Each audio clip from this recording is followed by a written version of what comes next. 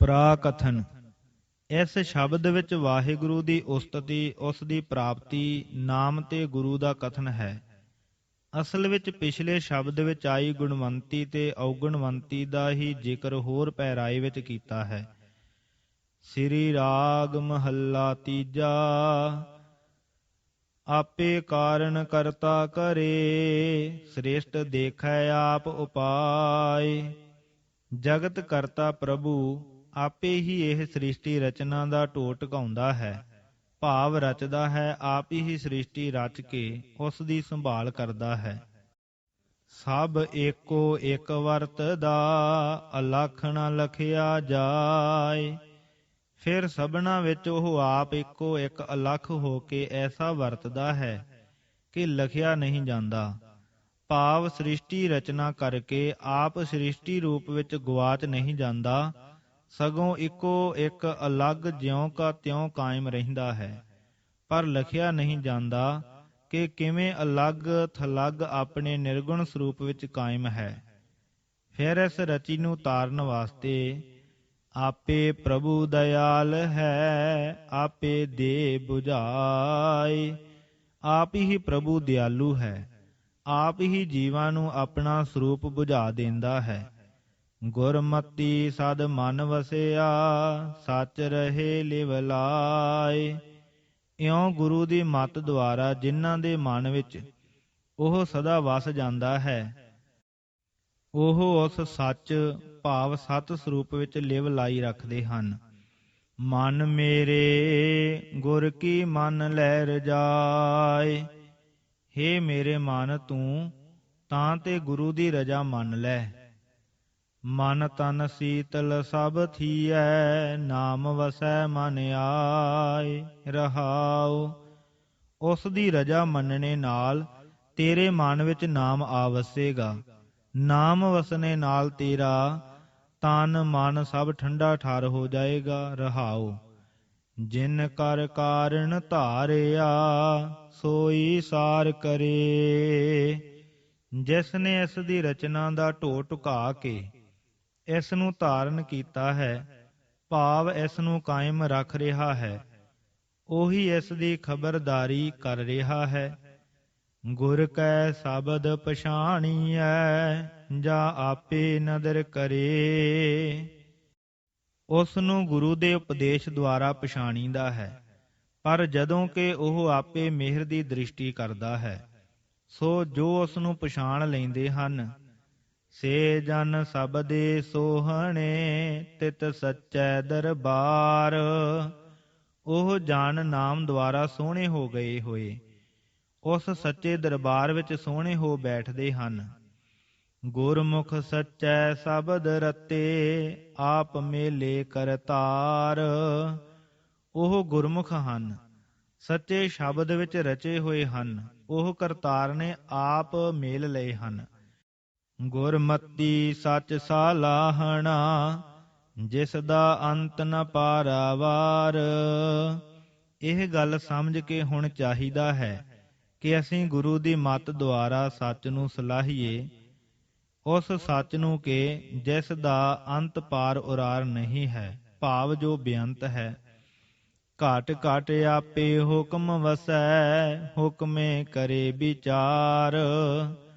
ਹਾਂ, ਜੋ ਹਰ ਦਿਲ ਵਿੱਚ ਹੁਕਮੀ ਹੋ ਕੇ ਆਪ ਹੀ ਵਸ ਰਿਹਾ ਹੈ ਤੇ ਆਪ ਹੀ ਹੁਕਮ ਦੁਆਰਾ ਵਿਚਾਰ ਕਰਦਾ ਹੈ। ਗੁਰ ਸਬਦੀ ਸਾਲਾਹੀਐ, ਹਉਮੈ ਵਿੱਚ ਹੋ ਖੋਏ। ਹਾਂ, ਉਸ ਦੀ ਸਲਾਹਤ ਗੁਰੂ ਦੇ ਸ਼ਬਦ ਨਾਮ ਦੁਆਰਾ ਕਰੀਏ, ਤਾਂ ਜੋ ਸਾਡੇ ਦਿਲ ਵਿੱਚੋਂ ਹਉਮੈ ਖੋਹ ਹੋ ਜਾਵੇ। ਸਾ ਧਨ ਨਾਵੈ ਬਾਹਰੀ, ਅਵਗੁਣਵੰਤੀ ਰੋਏ। ਜੋ ਜੀਵ ਰੂਪ ਇਸਤਰੀ ਭਗਵੰਤ ਦੇ ਨਾਮ ਤੋਂ ਵਿਰਵੀ ਹੈ, ਉਹ ਅਵਗੁਣਵੰਤੀ ਹੈ, ਉਹ ਰੋਂਦੀ ਹੈ, ਭਾਵ ਦੁੱਖਾਂ ਕਲੇਸ਼ਾਂ ਵਿੱਚ ਝੂਰਦੀ ਰਹਿੰਦੀ ਹੈ। ਸੱਚ ਸਾਲਾਹੀ ਸੱਚ ਲੱਗਾ, ਸੱਚੈ ਨਾਏ ਤ੍ਰਿਪਤ ਹੋਏ। ਇਸ ਲਈ ਮੇਰੀ ਅਭਿਲਾਖਾ ਇਹੋ ਹੈ ਕਿ ਮੈਂ ਉਸ ਸੱਚ ਸਰੂਪ ਵਾਹਿਗੁਰੂ ਵਿੱਚ ਲੱਗਾ ਰਹਾਂ। ਕੀਕੂ ਉੱਤਰ, ਉਸ ਸੱਚ ਨੂੰ ਸਲਾਹੁੰਦਾ ਰਹਾਂ ਤੇ ਉਸ ਦੇ ਸੱਚੇ ਨਾਮ ਦੁਆਰਾ ਮੇਰੀ ਤ੍ਰਿਪਤੀ ਹੁੰਦੀ ਰਹੇ। ਗੁਣ ਵਿਚਾਰੀ ਗੁਣ ਸੰਗਰਹਾ, ਅਵਗੁਣ ਕੱਢਾ ਧੋਏ। ਗੁਣਾਂ ਦੀ ਵਿਚਾਰ ਕਰਦਾ ਰਹਾ, ਨਾ ਕੇਵਲ ਵਿਚਾਰ ਸਗੋਂ ਗੁਣ ਇਕੱਠੇ ਕਰਦਾ ਰਹਾ, ਤੇ ਅਵਗੁਣਾਂ ਨੂੰ ਧੋ ਧੋ ਕੇ ਆਪਣੇ ਤੋਂ ਕੱਢਦਾ ਰਹਾ। ਆਪੇ ਮੇਲ ਮਿਲਾਏ ਦਾ, ਫਿਰ ਵਿਛੋੜਾ ਨਾ ਹੋਏ। ਫਿਰ ਵਾਹਿਗੁਰੂ ਆਪੇ ਆਪਣੇ ਮੇਲ ਵਿੱਚ ਮਿਲਾ ਲੈਂਦਾ ਹੈ, ਐਸਾ ਕਿ ਫਿਰ ਉਸ ਨਾਲ ਵਿਛੋੜਾ ਨਹੀਂ ਹੁੰਦਾ। ਨਾਨਕ ਗੁਰ ਸਾਲਾਹੀ ਆਪਣਾ, ਜਿਦੂ ਪਾਈ ਪ੍ਰਭ ਸੋਏ। ਹੇ ਨਾਨਕ, ਮੈਂ ਇਸ ਕਰਕੇ ਆਪਣੇ ਗੁਰੂ ਦੀ ਵਿਸ਼ੇਸ਼ ਸਲਾਹੁਤਾ ਕਰਦਾ ਹਾਂ ਕਿ ਜਿਸ ਤੋਂ ਉਹ ਪ੍ਰਭੂ ਪਾ ਲਈਦਾ ਹੈ। ਵਿਆਖਿਆ। ਇਸ ਸ਼ਬਦ ਵਿੱਚ ਅੰਕ 3 ਵਿੱਚ ਔਗਣਵੰਤੀ ਪਦ ਮਨਮੁਖ ਦੇ ਅਰਥਾਂ ਵਿੱਚ ਆਇਆ ਹੈ। ਫਿਰ ਗੁਣ ਵਿਚਾਰੀ ਗੁਣ ਸੰਗ੍ਰਹਾ ਪਦ ਆਏ ਹਨ, ਜੋ ਗੁਰਮੁਖਤਾਈ ਦੇ ਲਖਾਇਕ ਹਨ। ਅਸਲ ਵਿੱਚ ਗੁਣਵੰਤੀ ਬਣਨ ਦਾ ਪ੍ਰਕਾਰ ਪਿਛਲੇ ਸ਼ਬਦ ਦੀ ਹੀ ਭਾਵਨਾ ਇਸ ਵਿੱਚ ਵਧੀਕ ਵੇਰਵੇ ਨਾਲ ਤੁਰ ਰਹੀ ਹੈ, ਪਰ ਇਸ ਵਿੱਚ ਮੁੱਖਤਾ ਵਾਹਿਗੁਰੂ ਜੀ ਦੇ ਗੁਣ ਤੇ ਸਰੂਪ ਵਰਣਨ ਦੀ ਹੈ ਕਿ ਐਸੇ ਸਰਬ ਸਮਰੱਥ ਦਾਤਾ ਨਾਲ ਸਦਾ ਲੱਗੇ ਰਹੋ, ਉਸ ਨਾਲ ਮਿਲ ਕੇ ਸਦਾ ਸੁਖੀ ਹੋ ਜਾਓਗੇ। ਸ਼ਬਦ ਸ਼ੁਰੂ ਕਰਤਾ ਪੁਰਖ ਦੀ ਮਿਹਰ ਤੋਂ ਕੀਤਾ ਹੈ। ਨਿਰੁਕਤ। ਕਾਰਨ ਦਾ ਭਾਵ ਹੈ ਸਬੱਬ, ਕਾਰਜ ਜਿਸ ਤੋਂ ਹੋਏ ਸੋ ਕਾਰਨ। ਕਾਰਨ ਕਰੇ ਉਹ ਸਾਮਾਨ ਜਾਂ ਅਸਬਾਬ ਪੈਦਾ ਕਰ ਦੇਣੇ ਜਿਨ੍ਹਾਂ ਤੋਂ ਜਗਤ ਉਪਜੇ, ਢੋ ਢੁਕਾ ਦੇਣੇ ਜਿਨ੍ਹਾਂ ਦਾ ਫਲ ਸ੍ਰਿਸ਼ਟੀ ਹੋਵੇ। ਕਾਰਨ ਦਾ ਭਾਵ ਮਾਇਆ, ਪ੍ਰਕਿਰਤੀ, ਤ੍ਰੈ ਗੁਣ ਆਦਿ ਕਰਦੇ ਹਨ ਕਿ ਜਿਨ੍ਹਾਂ ਤੋਂ ਰਚਨਾ ਹੁੰਦੀ ਹੈ। ਮੂਲ ਕਾਰਨ ਜੋ ਸਾਈਂ ਰਚਦਾ ਹੈ, ਜਗਤ ਜਿਸ ਕਾਰਨ ਤੋਂ ਰਚਦਾ ਹੈ, ਉਸ ਕਾਰਨ ਦਾ ਕਰਤਾ ਆਪ ਹੈ। ਆਪੇ ਇਸੇ ਜਾਂ ਕਿਸੇ ਹੋਰ ਕਾਰਨ ਦਾ ਕਾਰਜ ਨਹੀਂ ਹੈ। ਕਾਰਨ ਕਰਤੇ ਵਸ ਹੈ, ਜਿਨ ਕਲ ਰੱਖੀ ਧਾਰ। ਸਹਿਸਕ੍ਰਿਤੀ ਸ਼ਲੋਕ ਮਹੱਲਾ ਪਹਿਲਾ। ਹੁਕਮ ਦਾ ਭਾਵ ਹੈ ਹੁਕਮੀ ਭਾਵ ਵਾਹਿਗੁਰੂ। ਸਾਧਨ ਦਾ ਭਾਵ ਹੈ ਸੰਸਕ੍ਰਿਤੀ ਵਿੱਚ ਸਾਧਵੀ ਇਸਤਰੀ, ਜੀਵ ਰੂਪ ਇਸਤਰੀ। ਤ੍ਰਿਪਤ ਦਾ ਭਾਵ ਹੈ ਰੱਜ, ਮਨ ਦਾ ਸੰਤੁਸ਼ਟ ਹੋ ਜਾਣਾ, ਪੂਰੀ ਤਸੱਲੀ ਬੱਝ ਜਾਣੀ, ਪਰਮੇਸ਼ਰ ਪ੍ਰੇਮੀਆਂ ਦੀ ਇੱਕ ਪੂਰਨ ਸੁਖ ਪ੍ਰਾਪਤ ਅਵਸਥਾ। ਸੰਗ੍ਰਹ ਦਾ ਭਾਵ ਹੈ ਇਕੱਠਾ ਕਰਾਂ, ਜਮ੍ਹਾਂ ਕਰਾਂ। ਪ੍ਰਾਕਥਨ। ਇਸ ਸ਼ਬਦ ਵਿੱਚ ਪਤੀ ਦੀ ਪਛਾਣ ਤੋਂ ਵਿਰਵੀ ਹੋਰ ਕਾਮਨਾ ਦੇ ਵਸ ਵਿੱਚ ਪਈ ਹੋਈ ਇਸਤਰੀ ਦੇ ਰੂਪਕ ਵਿੱਚ ਮਨਮੁਖ ਦਾ ਵਰਣਨ ਹੈ, ਤੇ ਕੰਤ ਨੂੰ ਪਛਾਣਨ ਵਾਲੀਆਂ ਕੰਤ ਨੂੰ ਪ੍ਰਾਪਤ ਸੁਹਾਗਣਾ ਦੇ ਰੂਪਕ ਵਿੱਚ ਗੁਰਮੁਖਾਂ ਦਾ ਵਰਣਨ ਹੈ। ਸ੍ਰੀ ਰਾਗ ਮਹੱਲਾ ਤੀਜਾ। ਸੁਣ ਸੁਣ ਕਾਮ ਗਹੇਲੀਏ, ਕਿਆ ਚੱਲਹਿ ਬਾਹ ਲੁਡਾਏ। ਹੇ ਪਤੀ ਪ੍ਰਾਪਤੀ ਤੋਂ ਵਿਹੂਣੀ ਹੋਰ ਕਾਮਨਾ ਦੀ ਗ੍ਰਸੀ ਮਨਮੁਖ ਰੂਪ ਇਸਤਰੀ, ਸੁਣ ਚੰਗੀ ਤਰ੍ਹਾਂ ਸਾਡੀ ਗੱਲ ਸੁਣ।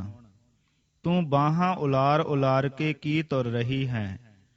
ਆਪਣਾ ਪਿਰ ਨਾ ਪਛਾਣਹੀ, ਕਿਆ ਮੋਹ ਦੇਸਹਿ ਜਾਏ। ਤੂੰ ਆਪਣੇ ਪਤੀ ਨੂੰ ਤਾਂ ਪਛਾਣਦੀ ਨਹੀਂ, ਅੱਗੇ ਜਾ ਕੇ ਕੀ ਮੂੰਹ ਦੇਵੇਂਗੀ। ਹੁਣ ਆਪ ਨੂੰ ਕਹਿੰਦੇ ਹਨ, ਜਿਨੀ ਸਖੀ ਕੰਤ ਪਛਾਣਿਆ, ਹਉ ਤਿਨ ਕੈ ਲਾਗੋ ਪਾਏ। ਮੈਂ ਤਾਂ ਜਿਨ੍ਹਾਂ ਗੁਰਮੁਖ ਰੂਪ ਸਖੀਆਂ ਨੇ ਆਪਣਾ ਕੰਤ ਪਛਾਣ ਲਿਆ ਹੈ, ਉਹਨਾਂ ਦੇ ਚਰਨੀ ਲੱਗਦੀ ਹਾਂ। ਤਿਨ ਹੀ ਜੈਸੀ ਥੀ ਰਹਾ, ਸਤ ਸੰਗਤ ਮੇਲ ਮਿਲਾਏ। ਤਾਂ ਜੋ ਉਹਨਾਂ ਦੀ ਸਤ ਸੰਗਤ ਦੇ ਮਿਲਾਪ ਵਿੱਚ ਮਿਲ ਕੇ ਮੈਂ ਉਹਨਾਂ ਵਰਗੀ ਹੋ ਜਾਵਾਂ। ਇਉਂ ਵੀ ਕਰਦੇ ਹਨ, ਹੇ ਪ੍ਰਭੂ, ਮੈਨੂੰ ਉਹਨਾਂ ਦੀ ਸਤ ਸੰਗਤ ਵਿੱਚ ਮਿਲਾ, ਜੋ ਮੈਂ ਉਹਨਾਂ ਵਰਗੀ ਹੋ ਜਾਵਾਂ। ਮੁੰਦੇ ਕੂੜ ਮੁੱਠੀ ਕੂੜਿਆਰ। ਹੁਣ ਫੇਰ ਕਾਮ ਗਹੇਲੀ ਨੂੰ ਆਖਦੇ ਹਨ, ਹੇ ਕਾਮ ਗਹੇਲੀ ਇਸਤਰੀਏ, ਤੂੰ ਕੂੜ ਦੀ ਠੱਗੀ ਹੋਈ ਕੂੜਿਆਰ ਬਣ ਰਹੀ ਹੈ। ਪਿਰ ਪ੍ਰਭ ਸਾਚਾ ਸੋਹਣਾ, ਪਾਈਐ ਗੁਰ ਵਿਚਾਰ ਰਹਾਉ। ਉਹ ਪ੍ਰਭੂ ਪਤੀ ਸਾਚਾ ਭਾਵ ਸਤ ਸਰੂਪ ਵਾਲਾ ਹੈ, ਫਿਰ ਉਹ ਸੋਹਣਾ ਹੈ। ਉਹ ਗੁਰੂ ਦੀ ਵਿਚਾਰ ਦੁਆਰਾ ਪਾਈਦਾ ਹੈ। ਰਹਾਉ। ਮਨ ਮੁਖ ਕੰਤ ਨਾ ਪਛਾਣਈ, ਤਿਨ ਕਿਉ ਰੈਣ ਵਿਹਾਇ। ਪਰ ਮਨਮੁਖ ਰੂਪੀ ਇਸਤਰੀਆਂ ਆਪਣਾ ਕੰਤ ਨਹੀਂ ਪਛਾਣਦੀਆਂ। ਉਹਨਾਂ ਦੀ ਰਾਤ ਕਿਵੇਂ ਬੀਤਦੀ ਹੈ। ਭਾਵ ਮਨਮੁਖ ਆਪਣੀ ਉਮਰ ਪਰਮੇਸ਼ਰ ਤੋਂ ਵਿਛੜੀ ਹਾਲਤ ਵਿੱਚ ਕਿਵੇਂ ਬਿਤਾਉਂਦੇ ਹਨ। ਗਰਭ ਅਟਿਆ ਤ੍ਰਿਸ਼ਨਾ ਜਲ ਹੈ, ਦੁਖ ਪਾਵੈ ਹੈ ਦੂਜੈ ਭਾਇ। ਉਹ ਤਾਂ ਹੰਕਾਰ ਨਾਲ ਲਬਾਲਬ ਭਰੀਆਂ ਤ੍ਰਿਸ਼ਨਾ ਵਿੱਚ ਸੜਦੀਆਂ ਵਾਹਿਗੁਰੂ ਤੋਂ ਛੁੱਟ ਦੂਏ ਨੂੰ ਪਿਆਰ ਕਰਨ ਕਰਕੇ ਦੁੱਖ ਪਾਉਂਦੀਆਂ ਹਨ। ਸ਼ਬਦ ਰਤੀਆ ਸੁਹਾਗਣੀ, ਤਿਨ ਵਿੱਚ ਹੋ ਹਉਮੈ ਜਾਇ। ਪਰ ਜੋ ਸ਼ਬਦ ਵਿੱਚ ਰਚੀਆਂ ਰਹੀਆਂ ਹਨ ਉਹ ਸੁਹਾਗਣਾ ਹਨ, ਉਹਨਾਂ ਦੇ ਮਨ ਵਿੱਚੋਂ ਹਉਮੈ ਦੂਰ ਹੋ ਜਾਂਦੀ ਹੈ। ਸਦਾ ਪਿਰ ਰਾਵਹਿ ਆਪਣਾ, ਤਿਨਾ ਸੁਖੇ ਸੁਖ ਵਿਹਾਇ। ਉਹ ਆਪਣੇ ਪਤੀ ਪਰਮੇਸ਼ਰ ਨੂੰ ਸਦਾ ਮਾਣਦੀਆਂ ਹਨ। ਉਹਨਾਂ ਦੀ ਉਮਰਾ ਸੁਖ ਹੀ ਸੁਖ ਵਿੱਚ ਬੀਤਦੀ ਹੈ। ਗਿਆਨ ਵਿਹੂਣੀ ਪਿਰ ਮੁਤੀਆ, ਪਿਰਮ ਨ ਪਾਇਆ ਜਾਇ। ਪਰ ਜੋ ਗਿਆਨ ਤੋਂ ਵਿਰਵੀਆਂ ਹਨ ਉਹ ਪਤੀ ਨੇ ਛੱਡ ਦਿੱਤੀਆਂ ਹੋਈਆਂ ਹਨ। ਉਹਨਾਂ ਨੂੰ ਪਤੀ ਵੱਲੋਂ ਪ੍ਰੇਮ ਨਹੀਂ ਪ੍ਰਾਪਤ ਹੁੰਦਾ। ਅਗਿਆਨ ਮਤੀ ਅੰਧੇਰ ਹੈ, ਬਿਨ ਪਿਰ ਦੇਖੇ ਭੁੱਖ ਨ ਜਾਇ। ਹਾਂ, ਅਗਿਆਨਮਈ ਬੁੱਧੀ ਵਾਲੀਆਂ ਨੂੰ ਅਗਿਆਨ ਦਾ ਹਨੇਰਾ ਹੁੰਦਾ ਹੈ। ਹਨੇਰੇ ਕਰਕੇ ਉਹ ਪਤੀ ਨੂੰ ਦੇਖ ਨਹੀਂ ਸਕਦੀਆਂ। ਪਤੀ ਨੂੰ ਦੇਖੇ ਬਿਨਾ ਤ੍ਰਿਸ਼ਨਾ ਰੂਪੀ ਭੁੱਖ ਦੂਰ ਨਹੀਂ ਹੁੰਦੀ। ਆਵਹੋ ਮਿਲਹੋ ਸਹੇਲੀ ਹੋ, ਮੈਂ ਪਿਰ ਦੇਹੋ ਮਿਲਾਇ। ਹੁਣ ਫਿਰ ਆਪਣੇ ਵੱਲ ਰੁਖ ਪਲਟਦਾ ਹੈ। ਹਾਂ, ਸੁਹਾਗਣ ਰੂਪ ਸਹੇਲੀਓ, ਸਤ ਸੰਗਿਓ, ਆਵੋ ਮੈਨੂੰ ਮਿਲੋ ਤੇ ਮੈਨੂੰ ਪਤੀ ਪਰਮੇਸ਼ਰ ਮਿਲਾ ਦਿਓ। ਪੂਰੈ ਭਾਗ ਸਤਿਗੁਰ ਮਿਲੈ, ਪਿਰ ਪਾਇਆ ਸੱਚ ਸਮਾਇ। ਪਰੰਤੂ ਸਤਿਗੁਰੂ ਵੀ ਪੂਰੇ ਭਾਗਾਂ ਨਾਲ ਮਿਲਦਾ ਹੈ, ਜਿਸ ਦੁਆਰਾ ਪਤੀ ਪਰਮੇਸ਼ਰ ਪਾਈਦਾ ਤੇ ਉਸ ਸਤ ਸਰੂਪ ਵਿੱਚ ਸਮਾ ਜਾਈਦਾ ਹੈ। ਸੇ ਸਹੀਆ ਸੁਹਾਗਣੀ, ਜਿਨ ਕਉ ਨਦਰ ਕਰੇ।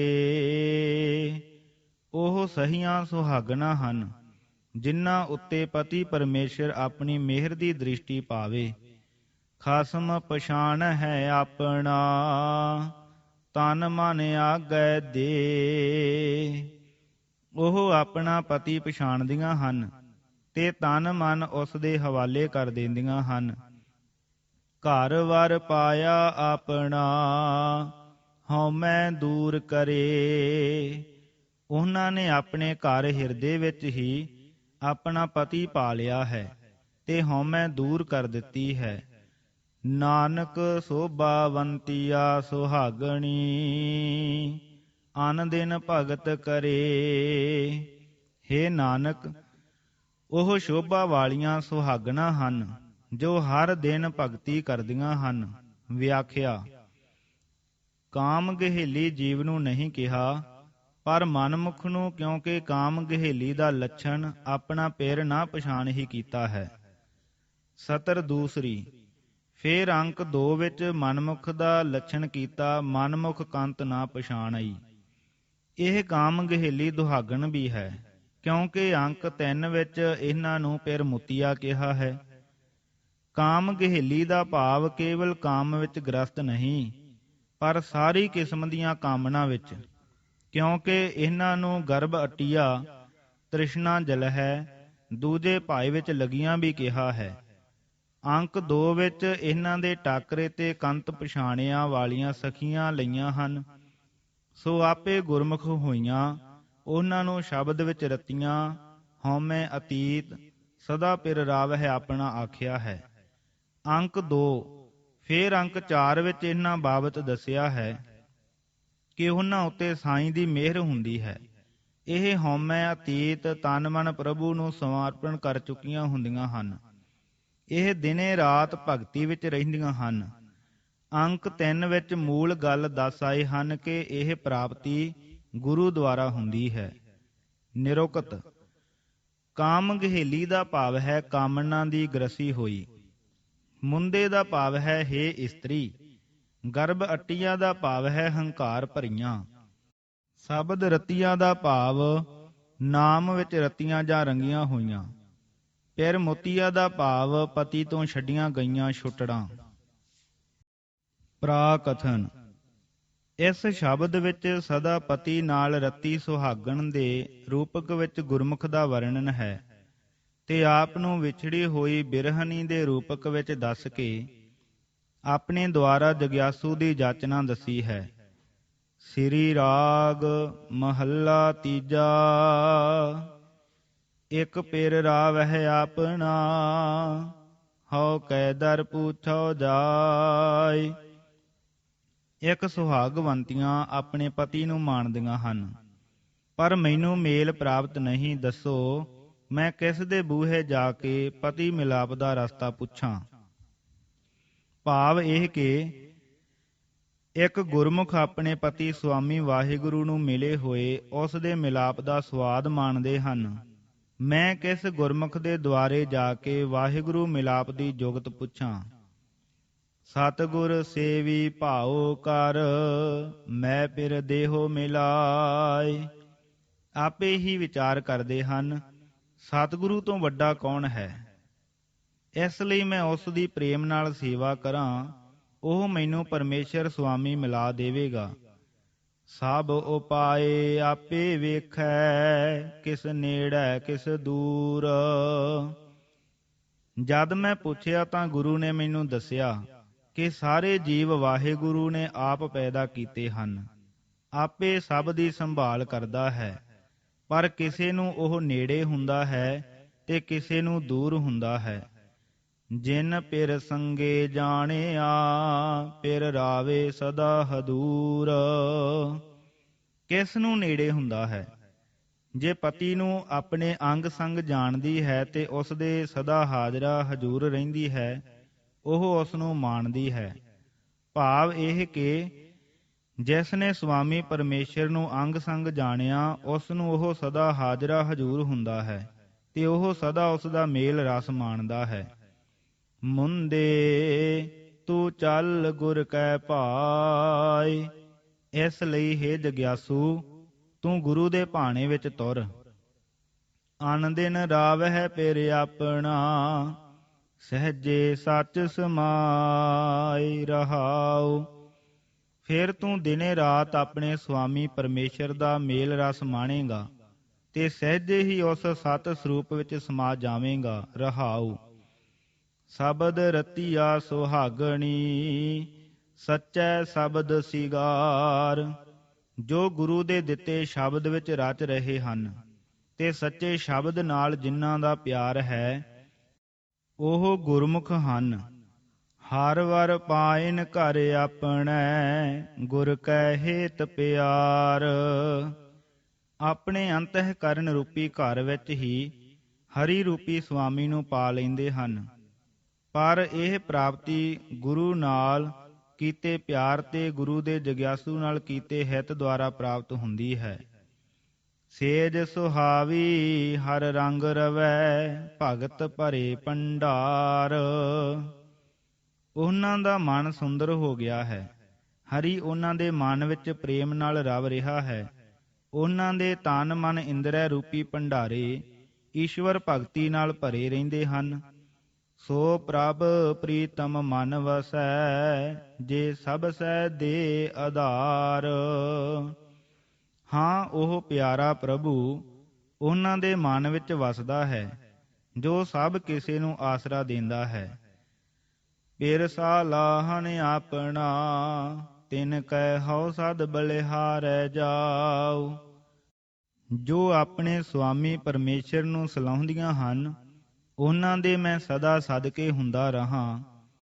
ਮਨ ਤਨ ਅਰਪੇ ਸਿਰ ਦੇਈ, ਤਿਨ ਕੈ ਲਾਗਾ ਪਾਏ। ਇਹਨਾਂ ਕੇ ਮਨ ਤੇ ਤਨ ਉਹਨਾਂ ਦੀ ਭੇਟਾ ਚੜਾ ਦਿਆਂ ਤੇ ਸਿਰ ਵੀ ਦੇ ਦਿਆਂ, ਭਾਵ ਹੰਕਾਰ ਦੂਰ ਕਰਦਿਆਂ ਤੇ ਉਹਨਾਂ ਦੇ ਚਰਨੀ ਲੱਗਾ। ਜਿਨੇ ਇੱਕ ਪਛਾਣਿਆ ਦੂਜਾ ਭਾਉ ਚੁਕਾਏ। ਹਾਂ, ਜਿਨ੍ਹਾਂ ਨੇ ਇੱਕ ਵਾਹਿਗੁਰੂ ਨੂੰ ਪਛਾਣ ਲਿਆ ਹੈ ਤੇ ਦੁਤੀਆ ਭਾਉ ਦੂਰ ਕਰ ਦਿੱਤਾ ਹੈ, ਭਾਵ ਵਾਹਿਗੁਰੂ ਨਾਲ ਇਕਮਿਕ ਹੋ ਗਏ ਹਨ, ਦੁਜੈਗੀ ਦਾ ਭਾਵ ਨਹੀਂ ਰਿਹਾ।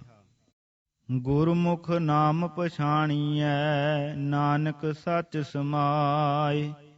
ਉਸ ਗੁਰੂ ਦੁਆਰਾ ਨਾਮ ਪਛਾਣੀਦਾ ਹੈ, ਹੇ ਨਾਨਕ, ਤਦ ਸਤ ਸਰੂਪ ਵਿੱਚ ਸਮਾ ਜਾਈਦਾ ਹੈ।